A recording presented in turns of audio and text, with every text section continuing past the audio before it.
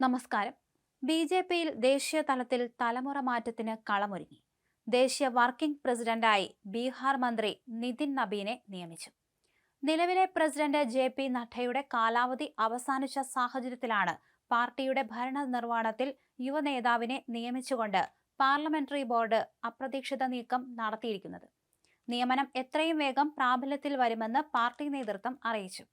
ബംഗാൾ, അസം, തമിഴ്നാട്, കേരളം, പുതുച്ചേരി തുടങ്ങിയ സംസ്ഥാനങ്ങളിലെ നിർണായകമായ തെരഞ്ഞെടുപ്പ് ഒരുക്കങ്ങൾ നടത്തേണ്ട സുപ്രധാന ചുമതല ഇനി നിതിൻ നബീനാണ്. നിലവിൽ വർക്കിംഗ് പ്രസിഡന്റായാണ് നിയമനമെങ്കിലും ജെ.പി. നഡ്ഡയ്ക്ക് പകരക്കാരനായി നിതിൻ നബീൻ ദേശീയ അധ്യക്ഷ സ്ഥാനത്തേക്ക് എത്തിയേക്കുമെന്ന് സൂചനകളുണ്ട്. സംഘാടനത്തിൽ മിടുക്കൻ നിതിൻ നബീൻ നിലവിൽ പാട്നയിലെ ബാങ്കിപ്പൂർ മണ്ഡലത്തിൽ നിന്നുള്ള എം.എൽ.എയും ബീഹാറിലെ പൊതുമരാമത്ത് വകുപ്പ് മന്ത്രിയുമാണ്. കയാസ്ത സമുദായത്തിൽപ്പെട്ട ഇദ്ദേഹം അന്തരിച്ച ബി.ജെ.പി. നേതാവ് നബീൻ കിഷോർ സിൻഹയുടെ മകനാണ്. എ.ബി.വി.പിയിലൂടെയാണ് അദ്ദേഹം രാഷ്ട്രീയത്തിൽ എത്തുന്നത്. 2000-ൽ അച്ഛന്റെ മരണശേഷം നടന്ന ഉപതെരഞ്ഞെടുപ്പിലൂടെ നിയമസഭയിൽ പ്രവേശിച്ചു. 2010 മുതൽ 2025 വരെ തുടർച്ചയായി വിജയം ആവർത്തിച്ചു.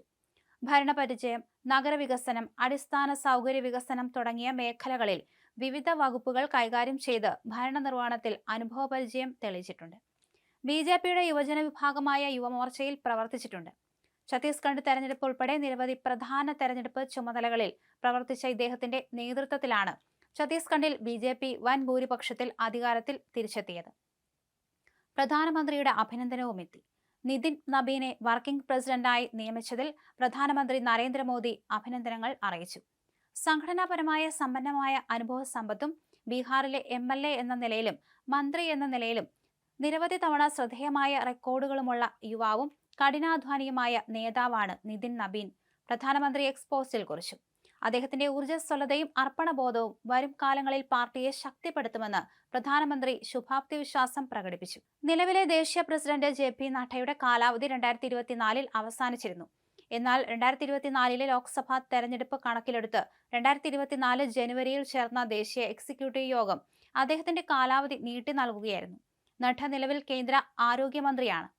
പാർട്ടിയുടെ ഭരണഘടന അനുസരിച്ച് ദേശീയ പ്രസിഡന്റിന്റെ കാലാവധി 3 വർഷമാണ്.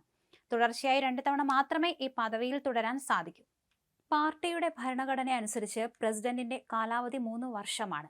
തുടർച്ചയായി 2 തവണ അധികാരത്തിലിരിക്കാം.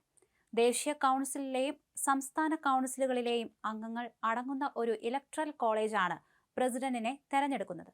പകുതി സംസ്ഥാനങ്ങളിലെങ്കിലും അംഗത്വ വിതരണവും മണ്ഡലം, ജില്ലാ, സംസ്ഥാന തലത്തിലുള്ള സംഘടനാ തെരഞ്ഞെടുപ്പുകളും പൂർത്തിയാക്കിയ ശേഷമാണ് ദേശീയ പ്രസിഡന്റിനെ തെരഞ്ഞെടുക്കുന്ന പ്രക്രിയ ആരംഭിക്കുന്നത്.